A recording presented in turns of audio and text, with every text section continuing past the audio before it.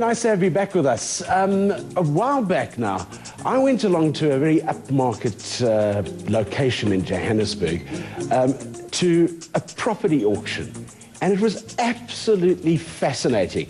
And that's why we've grabbed hold of Joff van Reenen, who is a director and also the lead auctioneer at the High Street Auction Company, to join us on this show. Joff, nice to see you. Thank you, thank you, thank you.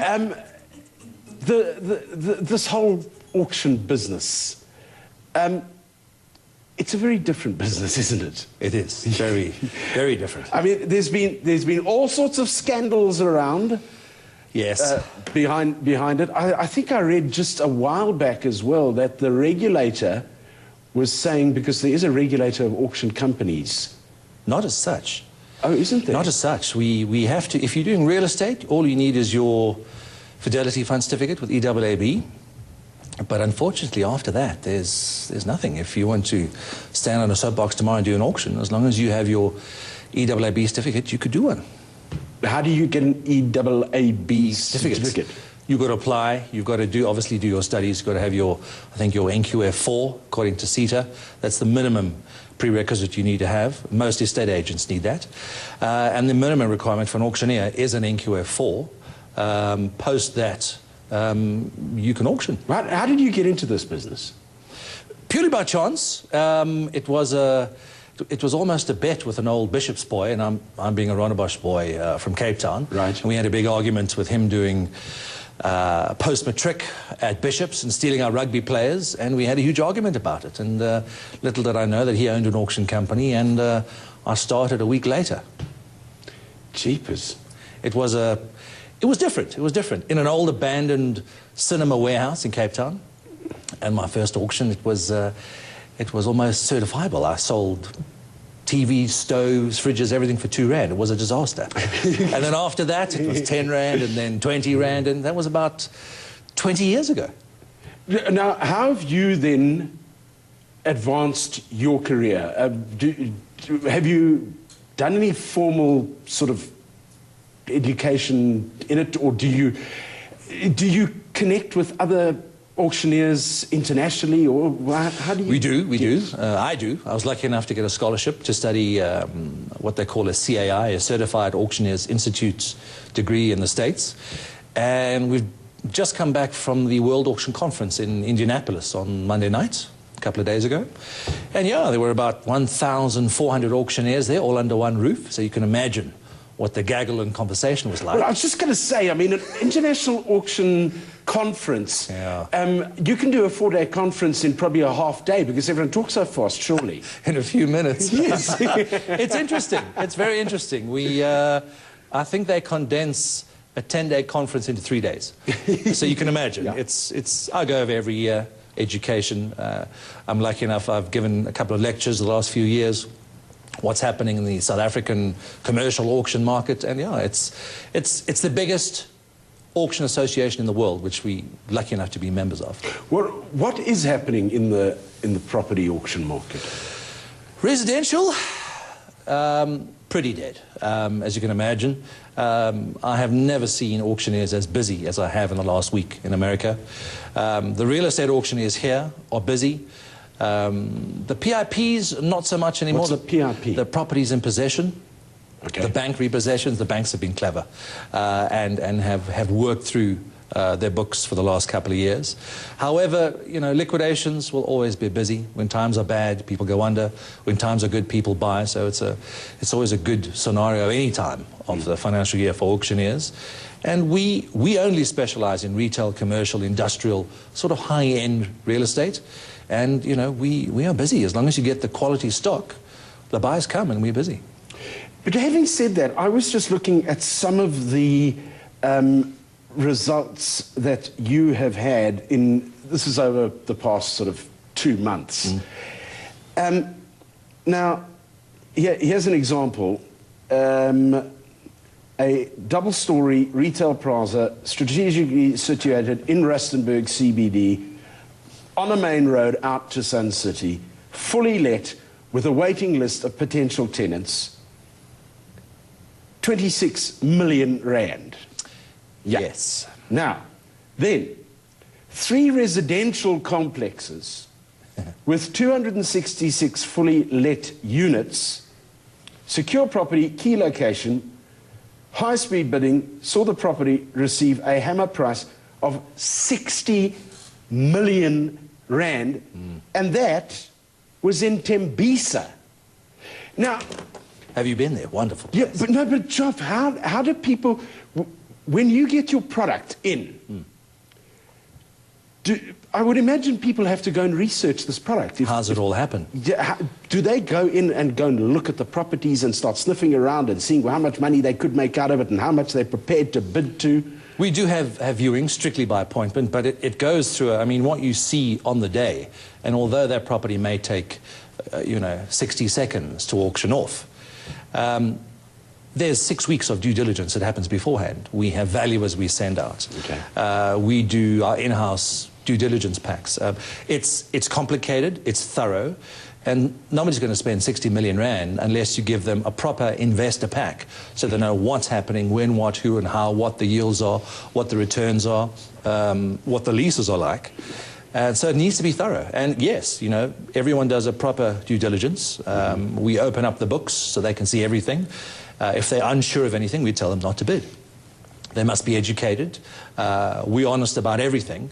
You can't make a mistake or hide anything under the rug, so to speak, at that level. But what happens with people who are approaching you with the property and saying, I want you to auction my property?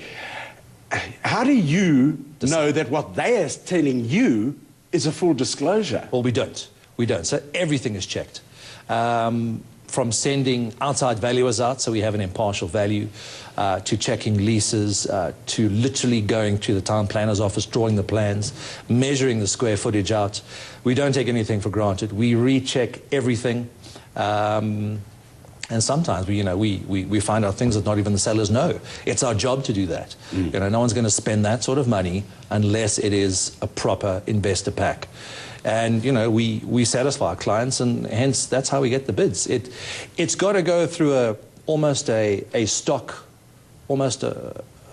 pre-stock acquisition process. If it doesn't pass our board of directors, it doesn't go on our auction. We have a set number of auction spots or lots every auction, nowhere between sort of 15 to 20, somewhere around there. We don't like doing many more. We prefer the quality to the quantity, and we pick them very, very carefully. We have an auction tomorrow of about 14 properties, and there'll probably be in excess of 300 people there, only because it's quality stock. Having said that, I would imagine that some of that stock, which may also be quality stock as well, doesn't even get to the auction floor because can it be bought before the time by somebody? It can. If I come to you and I say, look, I've seen your document on building XYZ, and I'm prepared to offer X for it, and you know that will satisfy the seller, can you then take that as wouldn't it be a bid? A private offer. Private offer. Absolutely. Absolutely. You must remember. What sort of percentage of the stuff ends up on auction itself, and what sort of percentage do you think? Probably about 20%, roughly, give or take, goes pre-auction. Some people are just desperate for that particular asset. Yeah. And if they meet the reserve, or if our seller is happy with the pre-auction private offer, then we sell it. A lot of people are nervous about coming to auctions. We do have sort of pre-auction education sessions where we tell them what to do and how to auction and how to bid, because invariably everybody's an auction virgin, and nobody's been to an auction before. And if they want to do that, we do offer them the facility to do that. We find that the rest goes on auction, and we close the last 20% probably post-auction. I want to, in the second half of the show, I want to get into the whole psychology of the auction. Because when I went to, a few months ago, when I went along to one of your auctions, which I don't think I should tell the story about, you got very excited at that particular auction. I mostly do. Yes, you do. Big bids. And he got very excited, and he knocked down it was the last item on the auction, and he knocked it down to the seller at the time. And that was it. And he said, well, thank you very much, ladies and gentlemen, for all coming along, and I hope you have a wonderful day. And he stood behind the lectern while everyone got up and walked out, and eventually signaled to one of the members of his staff and said, please won't you come here? And they started laughing when they got there. And so I thought, what's happening? And I walked up. And what had happened is, in his excitement, when he... What's that? The gavel. The gavel. The gavel. Not the tool, the gavel. The gavel. The gavel. What, okay, I want to find out why it's called that. Yeah. But when he... Can I touch your tool? Absolutely. You may touch my tool. Thank you. When he got so excited and he was... And he went and stole... And I'm going to stand up now, and I'll ask our camera people just to keep this shot here, because he stood up. Oh, there goes my mic kit and everything, and his pants from there to there were torn. They were absolutely torn. Ripped being a polite word. Ripped, yes. Ripped, yes. Out of pure excitement. Pure excitement. Yeah. But I want to get into the psychology behind this whole auction thing, and what to expect when you go to one, and how to behave, in a manner of speaking, because the auctioneer certainly doesn't. We'll continue talking about auctions with Joff van Reenen from High Street Auction Company after this short commercial break.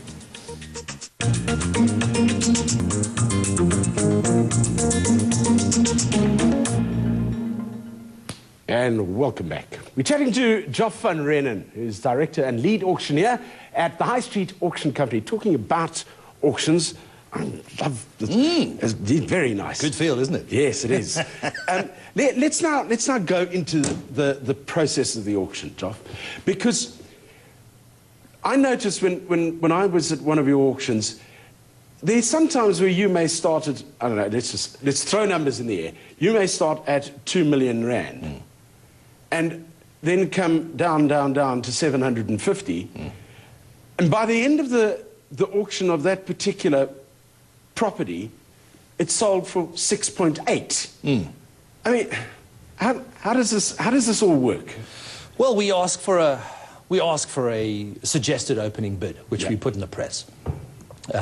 We always ask the public to start the bidding, and if the public don't start the bidding, we drop the price until they do. You know, it's not relevant where you start the auctions, where you finish the auction. So if I ask for an opening bid at 2 and no one gives me an offer, I'll drop it to 1. You know, the public has to start the bidding. But don't you get a bit nervous there? Every time. Why do you think I split my pants? It wasn't because you were in the back row either. No, look, it's nerve-wracking. You know, you have someone's asset for millions of rands in your hands, and I equate it to tap dancing on a pinhead. There's no room for error. You have to give the proper information. If not, you know, our new Consumer Protection Act will nullify the sale, and you've got to look after your buyers and you've got to look after your sellers. So bidding increments always vary. Obviously, the bigger your asset, the bigger the increments. And, you know, it gives a new meaning to the movie Gone in 60 Seconds, because that's literally how long a real estate asset takes. Do you have a sense of your timing? How long an auction has been going on for, and when you need to start pushing it and getting it, because you drop do the hammer. You do that because you start getting it gets. There's a psychology behind this, isn't there? Hey, I'll tell you when I'll have to kill you. Yeah, because I've noticed you start hyping the thing and tapping the gavel and all the rest of it. You know what? If people don't have fun at our auction events, people don't bid. So, you know, we play music, we invite people like yourself, we have bidders' paddles that they've got to use on auction, and yes, you know, there's the bidding increments, there's the cadence, there's the speed. It's, you know, I get excited as well as the bidding goes up. And I'm almost certain our buyers do as well. You know, if someone's bored and doesn't like the asset, they're not going to bid. If someone's enjoying themselves, they're going to come back and they're going to bid again. It's emotional, but it's a lot of fun.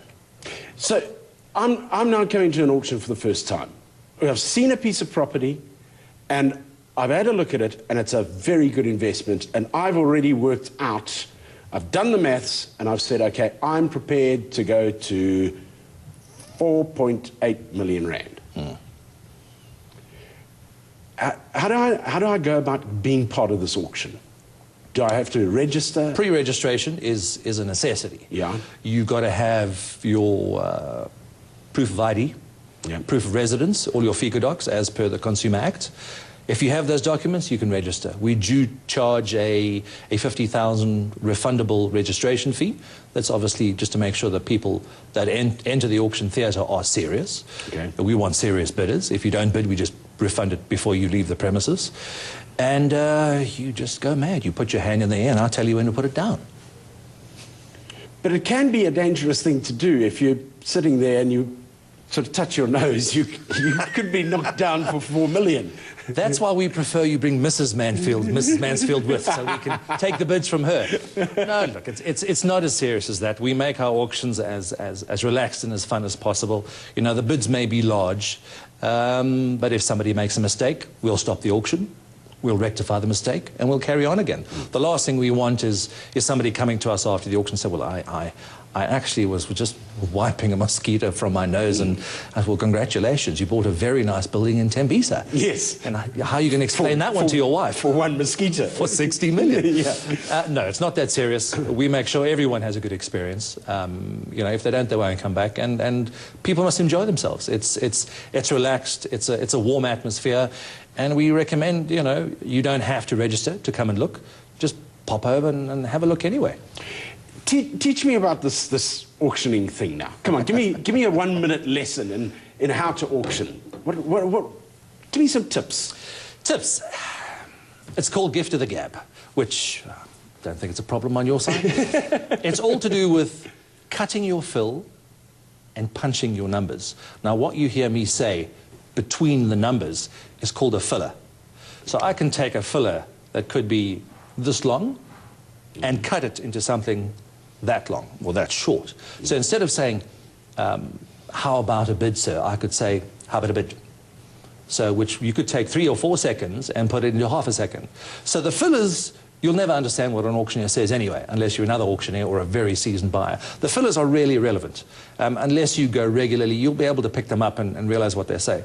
But the importance of being a good auctioneer is punching those numbers and being versatile.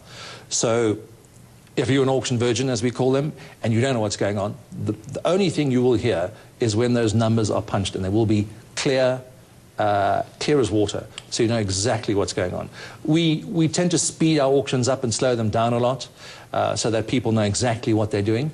You know, you spend 50 million or 1 million and people get nervous. You know, how do you know when you meet an auction bidder beforehand? Their hands are sweaty, as is the auctioneers. It's a nervous thing. So you don't have to necessarily learn to chant immediately. It comes after years and years and years. I think it might take a day. And pretty much after that, it's you get whatever fill is comfortable, that rolls off your tongue, and whatever really works for you. Years ago, I remember talking about and eventually finding, this is years ago when I was on radio, finding the guy who was an auctioneer on I think it was the Mashonaland tobacco floor. In Zimbabwe. In Zimbabwe. Yes. And he was the bloke who did they recorded the It was him. I've met him. Oh, really? Now, those auctioneers, I mean, just to become a buyer on those tobacco floors, you have to train for 2 years. Those auctioneers, tobacco auctioneers and cattle auctioneers, are some of the fastest auctioneers on the planet. Now, the average human being will speak between 300 and 400 words a minute. A good auctioneer will put that up to between 5,000 and 6,000 words every 60 seconds. Tobacco auctioneers are, I mean, they were a breed unto their own. I don't know how many are left now. Well, about 2 years ago, I went with a friend up to the tobacco floors in Zimbabwe to go to the opening of the floors. And there were just bales and bales and bales, thousands of bales of tobacco. Yeah. And these groups of buyers were literally walking. One step. Yeah, with the auctioneer. One step in time. Yeah, and he was literally selling off a row of bales as he was walking past them. It was the most phenomenal thing to watch. I think they're on a par with the American auto auctioneers. I've been to an auction a few years ago where they did 14,000 cars in one day. They have 50 lanes with 50 auctioneers, 1 lane for Ford, 1 lane for Toyota, 1 lane for Porsche, 1 lane just for convertibles. Like the tobacco auctioneers, you're doing a bale as you're doing a car, every 4 to 6 seconds. And that's it. But you need to know what you're doing. Yeah. You need to know your product as an auctioneer and as a buyer. Suggestion I can give you to anybody wanting to attend, do your homework. Know what you're bidding on and ask as many questions as you can. If you don't know, phone the broker, phone the auctioneer. But, you know, those are the big boys. What is the highest price you've ever got for anything? Do you even recall? Or are you like me, and when you finish doing something, you forget about it? It's a blank. Because, yeah. Well, I've done a few charity auctions where we've sold some ridiculously high items for weird values. Real estate, I sold a mall last year with one of my partners for 74 million. That was interesting. I think I might have split my pants again on that one. Yeah, you can imagine. What's the most interesting thing you've auctioned?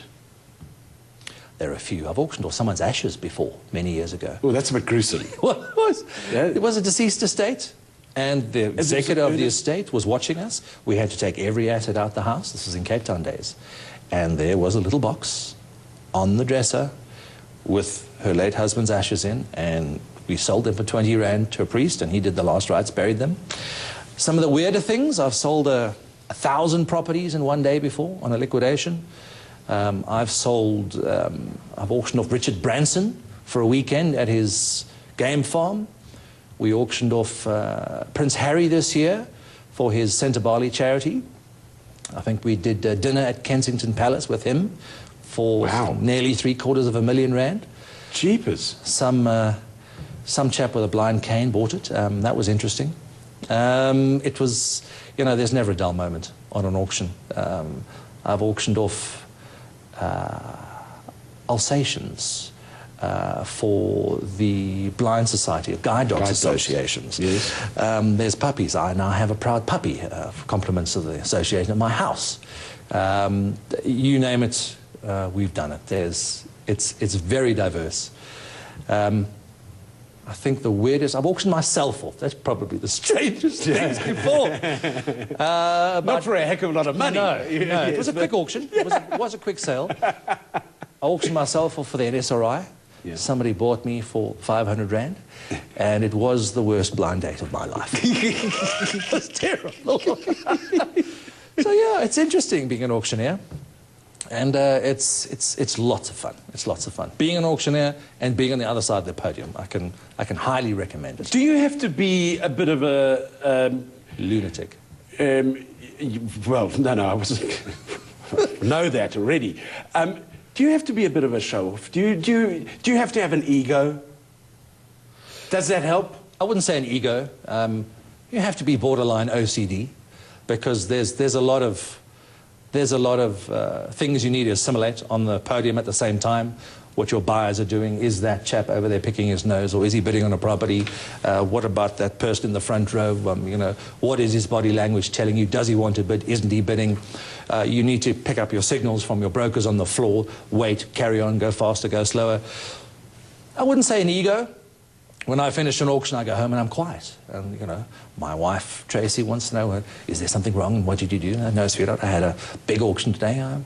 My voice is tired. I was going to say, does your voice get tired? Because you're operating at such a pace for, I mean, how long do those auctions last? About an hour and a half? Yeah, it could be, you know, could be an hour. I've done real estate auctions that last for 7 hours. I've lost my voice a few times, but, you know, I'm probably the only man in the world that speaks more than his wife, and it's a wonderful feeling. It really is. How's it happen? There's a lot of preparation that goes in. I wouldn't say egos. You need to be in command. You need to know what's going on.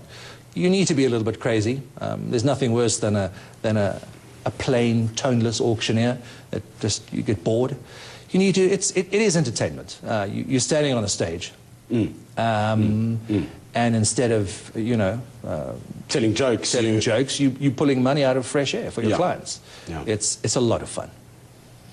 Joff, thank you very much for sharing just a little bit of your fun with us, and I'll officially hand you back your tool. Thank you so much. It's only a pleasure. Thank you very much. That's all we have time for. Remember, if you have any comments, queries or suggestions, you can email us at moneysense@abn360.com. Until next week, from me and the team, cheery bye.